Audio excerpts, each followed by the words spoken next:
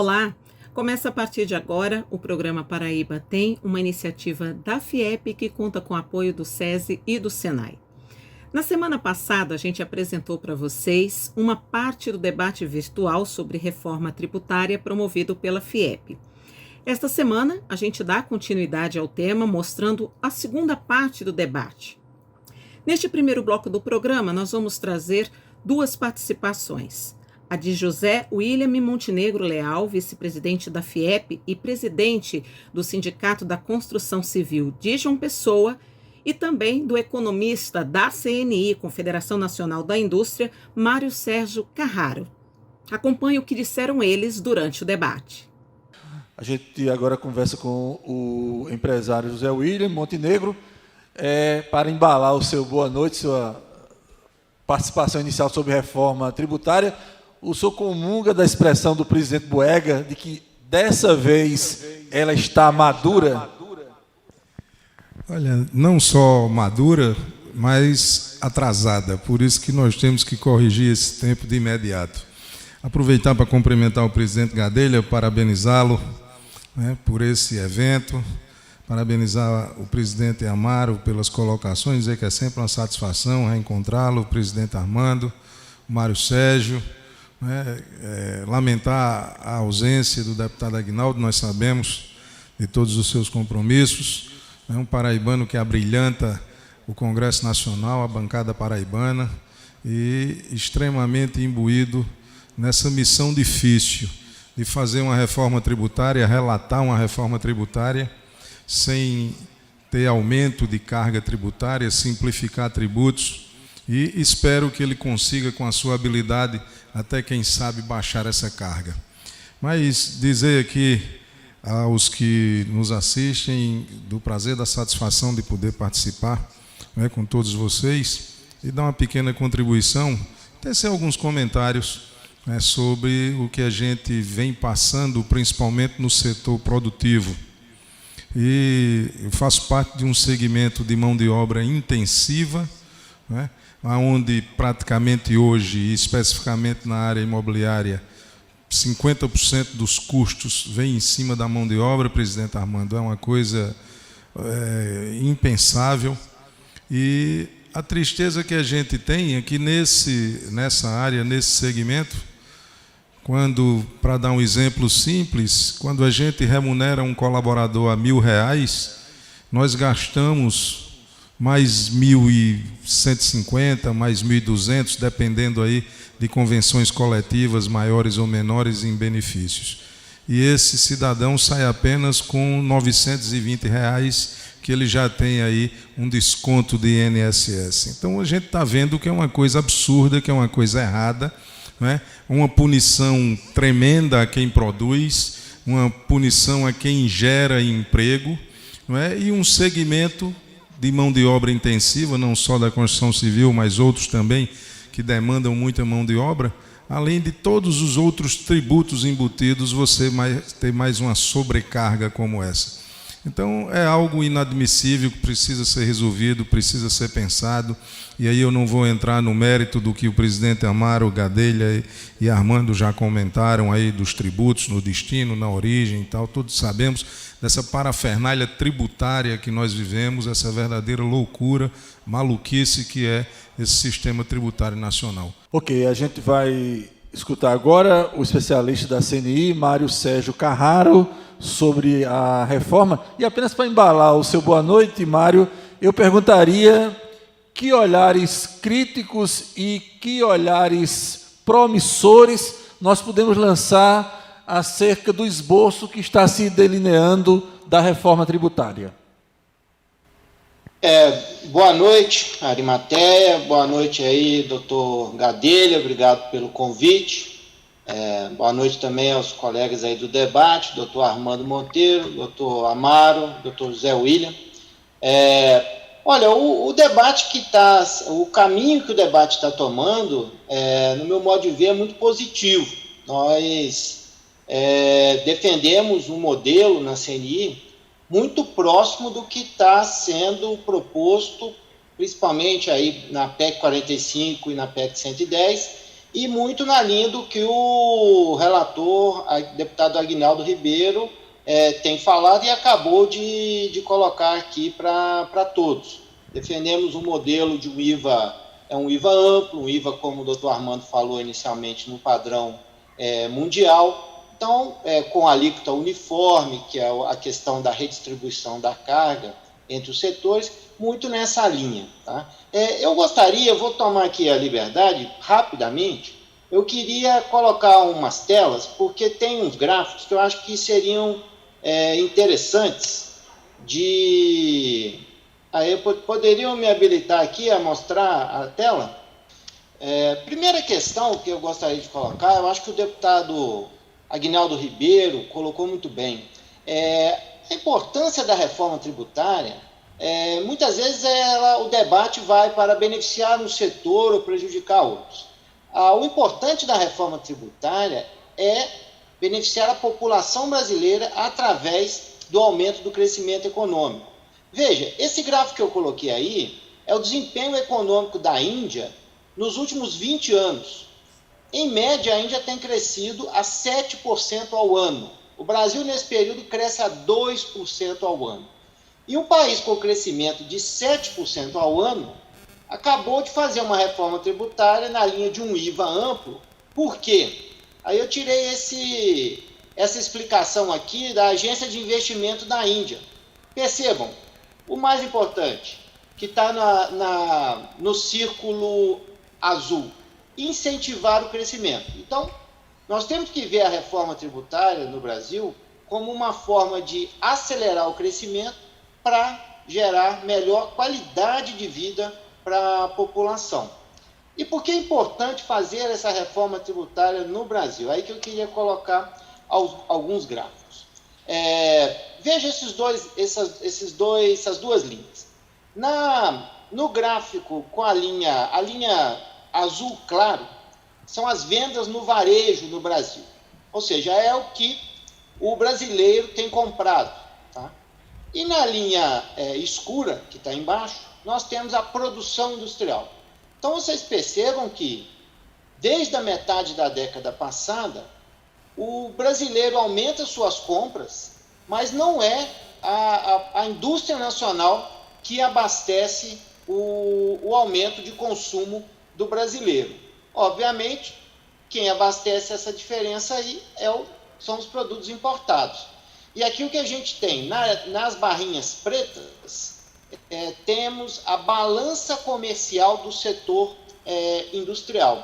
Vocês percebam, como não poderia ser diferente, que a partir da metade da década passada, a balança comercial que estava positiva, ou seja, a indústria nacional mais exportava do que importava, ela se inverte com a grande entrada de produtos importados.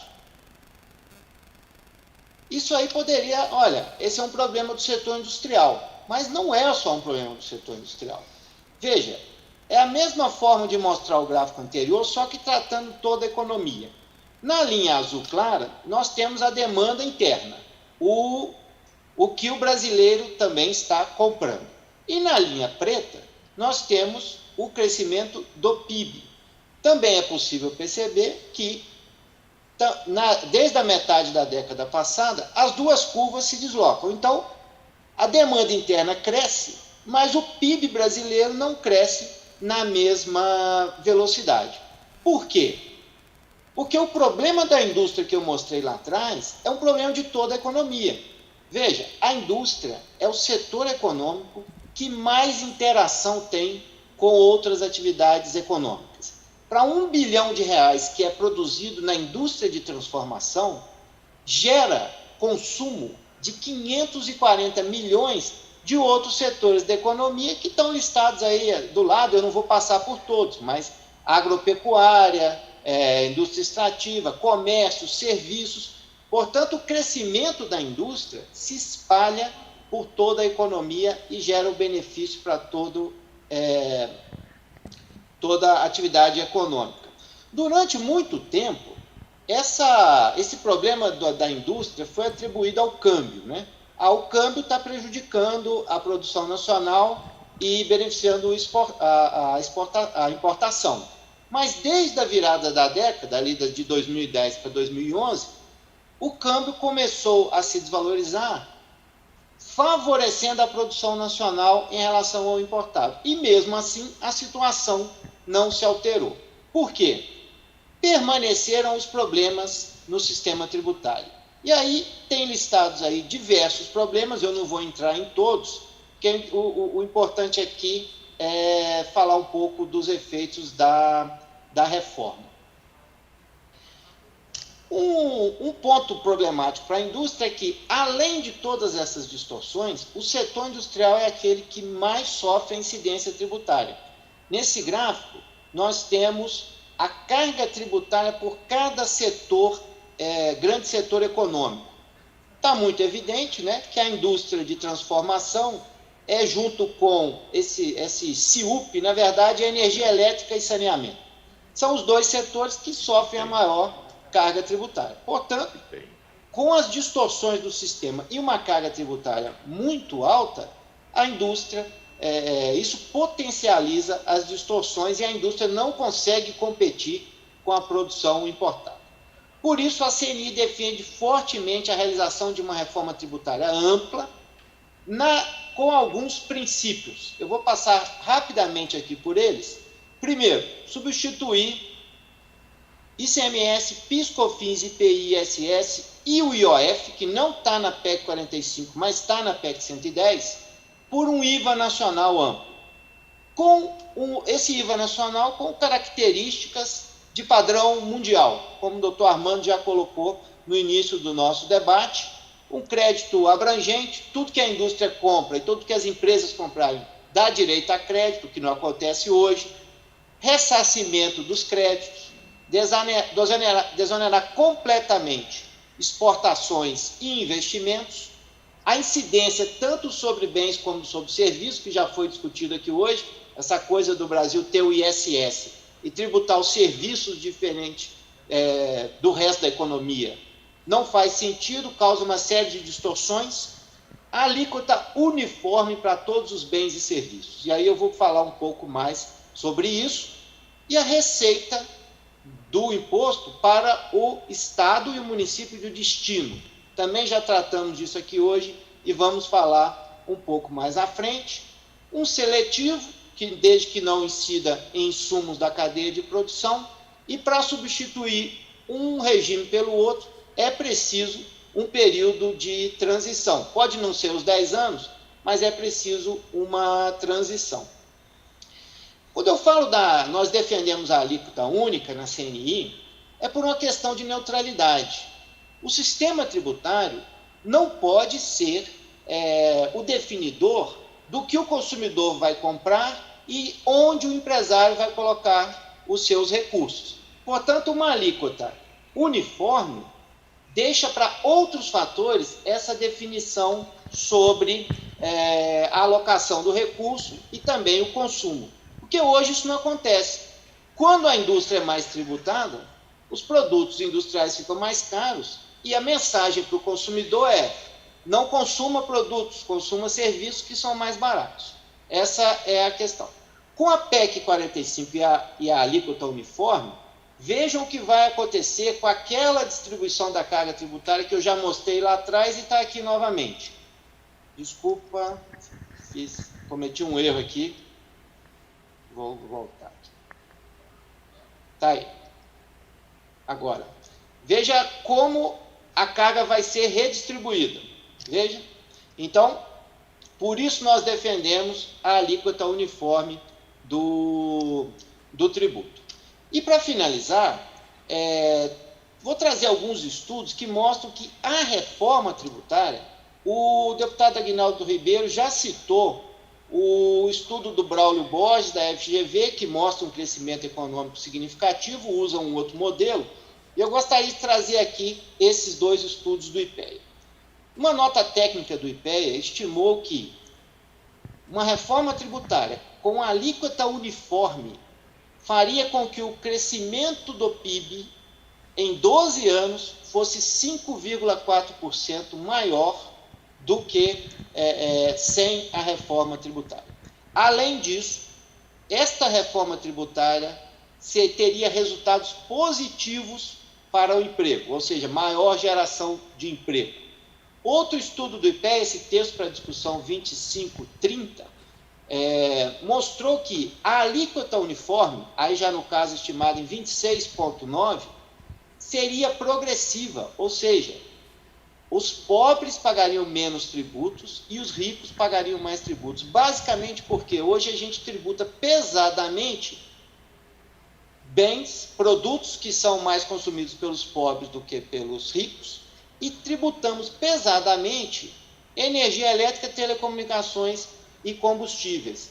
Todos produtos e serviços que impactam muito mais os mais pobres. E para finalizar, entrando na questão regional, que eu acho que é importante, nós estamos falando aqui com o estado do Nordeste, esse estudo do IPEA identificou que, ao final do período de transição, que no caso aqui para distribuição de receitas são 50 anos, levar a tributação para o destino aumentaria em 25 bilhões de reais a receita dos estados mais pobres em detrimento aos estados mais ricos, ou seja, transfere recurso para os estados mais pobres. E a mesma coisa acontece com os municípios. Nós vamos agora a um intervalo, mas não saia daí. O programa Paraíba Tem volta daqui a pouquinho, hoje apresentando para vocês a segunda parte do debate virtual sobre reforma tributária, promovido recentemente pela FIEP. A gente volta já já.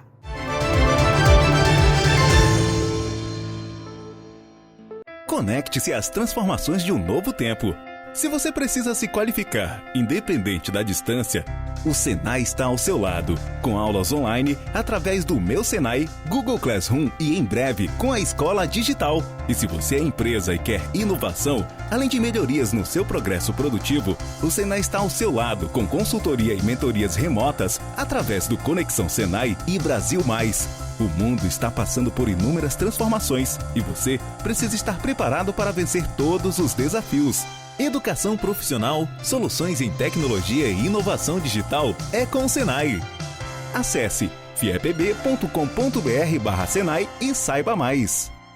Precisando de um novo talento para sua empresa? Conte com o IEL Paraíba. Por meio dos programas de estágio e Mais Aprendiz IEL, você terá a indicação dos melhores profissionais para fazer parte da sua equipe, de acordo com o perfil e necessidades da sua empresa. Além disso, o IEL utiliza critérios inovadores em todo o processo de recrutamento, acompanhamento e capacitação dos candidatos. Estágio e Mais Aprendiz IEL, um bom negócio para a sua empresa. Mais informações, fiepb.com.br/IEL.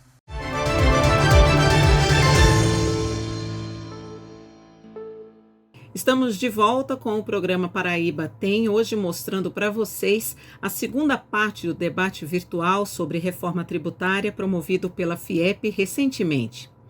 Neste segundo bloco do programa, a gente vai trazer as participações do presidente da FIEP, Francisco Gadelha, e do presidente emérito da CNI, Armando Monteiro Neto, que juntos debateram com o economista da CNI, Mário Sérgio Carraro.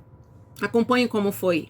Evidentemente, o Mário Sérgio está acompanhando passo a passo essa reforma tributária, a sua evolução em termos de tramitação no Congresso Nacional, e a gente queria fazer uma rodada de perguntas com os nossos convidados ao Mário Sérgio, tirando eventuais dúvidas acerca dessa tramitação, começando pelo presidente da FIEP, Dr. Boega Gadelha.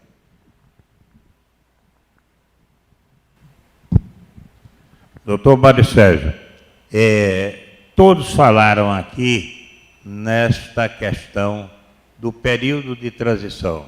E nos preocupa muito que esse período seja tão alongado, de 10 anos. É possível até que a reforma se deforme aí nesse período. Eu lembro muito que o deputado Armando, à época de deputado, ele falava muito na calibragem. Eu acho que o tempo suficiente de transição seria esse, onde o governo pudesse calibrar o imposto se 13%, 12%, 11%, 9%, como é mais ou menos na Europa, Estados Unidos, 9%, 10%, 8%, para ele calibrar. Então ele entrava com a alíquota maior e aí ele vinha decrescendo para ficar num patamar suportável, que baixasse até a carga tributária, dependendo da satisfação das necessidades do governo, no que tange aos seus compromissos fixos, seus compromissos de pessoal e também uma sobra para que ele fizesse os investimentos necessários e reclamados pelo país. Então eu pergunto se é possível fazer uma redução levando em conta essas considerações. Gadelha, é possível sim, sendo assim a resposta bem objetiva. Tá?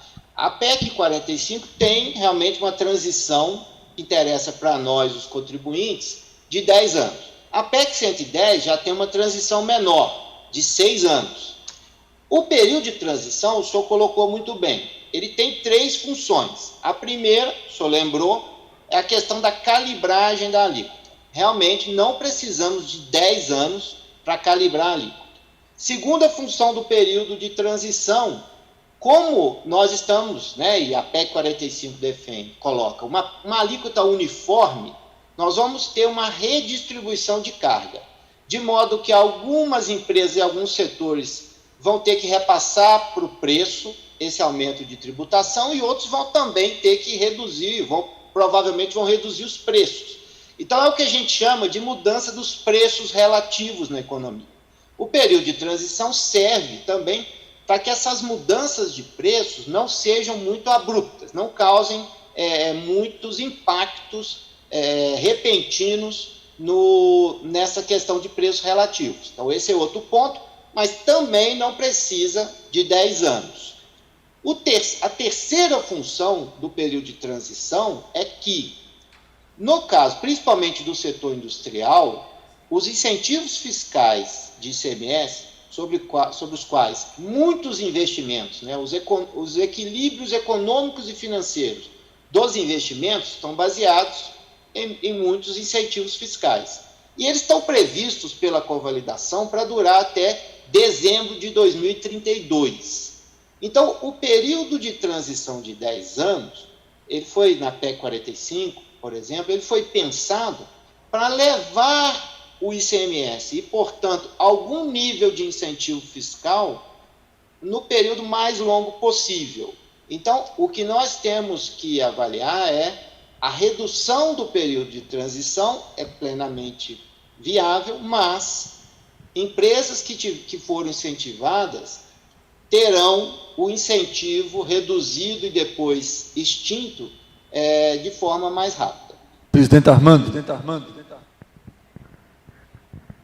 Bom, nós temos interagido com muita frequência com o Mário. Eu estou lá com a missão de coordenar no Fórum Nacional da Indústria, o Grupo de Reforma Tributária, que se reuniu hoje, coincidentemente reuniu-se hoje pela manhã.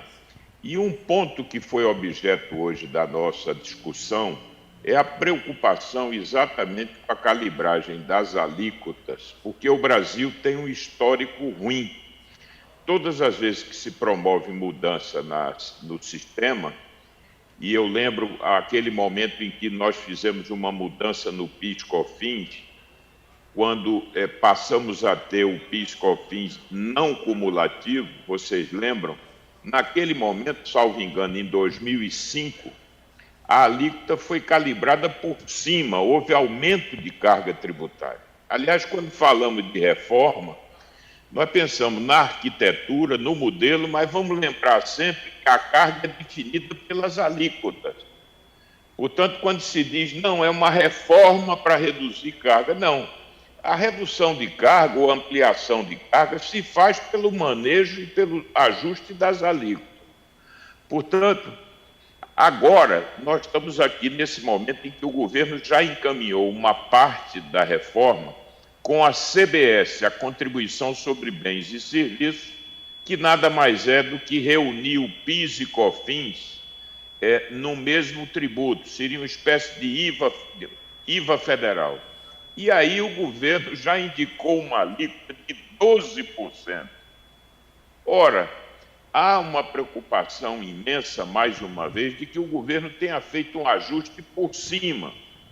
E isso é muito relevante, não apenas na discussão da própria CBS, mas, sobretudo, quando levamos em conta que ainda temos os outros tributos sobre o consumo.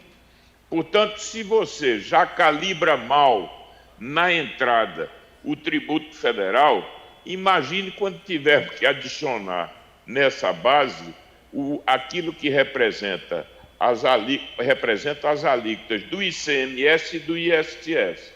Então, hoje, nós discutimos exatamente, a CNI encomendou um estudo para verificar se esse cálculo dos 12% é realmente algo que signifique uma alíquota neutra, que é o que nós pretendemos. Se todo mundo diz que não quer aumento de carga, essa alíquota, tendo em vista as mudanças da base, por exemplo, aumenta ou diminui o número de regimes especiais, o cálculo é feito por fora e não por dentro, tudo isso precisa ser checado, é um cálculo, é uma avaliação que não é singela, não é simples, mas o fato é que hoje nós examinamos o resultado preliminar do estudo da LCA, que indica já claramente que o ajuste está sendo feito por cima.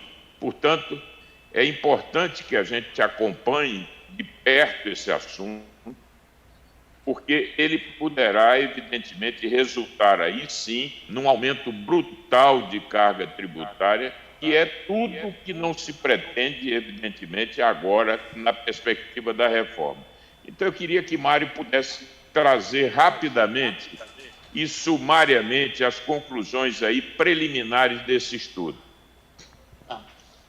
Doutor Armando, o senhor colocou muito bem. Esse estudo com a LCA, nós estamos usando ali algumas técnicas econômicas que a gente não precisa entrar aqui no detalhe, simulando, né, a CBS. E o que o estudo apontou, como o senhor lembrou, é que os 12% realmente são muito elevados. Tá? No cenário atual, isso representaria aí um aumento de torno de 40% da arrecadação do PIS/COFINS para essa contribuição à CBS, né? Então tem um aumento significativo, e a alíquota neutra, que ainda o estudo está procurando, ficaria significativamente abaixo, algo em torno aí de 10%, não mais do que 10%. Tá?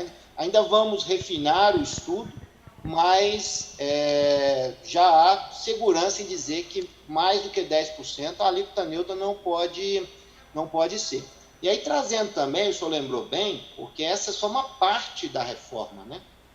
Quando se estima a alíquota neutra para toda a reforma da PEC 45, por exemplo, que inclui 5 tributos, outros tributos sobre consumo, que não só o PIS/COFINS, os estudos de alíquota neutra estão entre 25% e 27%. Portanto, faz sentido que o PIS/COFINS esteja limitado a, no máximo, aí, os 10%, porque os outros teriam ainda que ter o IPI, o ICMS e o ISS, né, para chegar na alíquota final. Então, as primeiras conclusões desse estudo apontam isso. O programa Paraíba Tem de hoje vai ficando por aqui. A gente volta na próxima semana, mas lembramos que se você quiser rever este e outros programas Paraíba Tem, é só você acessar o nosso canal no YouTube. A gente volta então na semana que vem, nesse mesmo horário. A gente espera você. Até lá!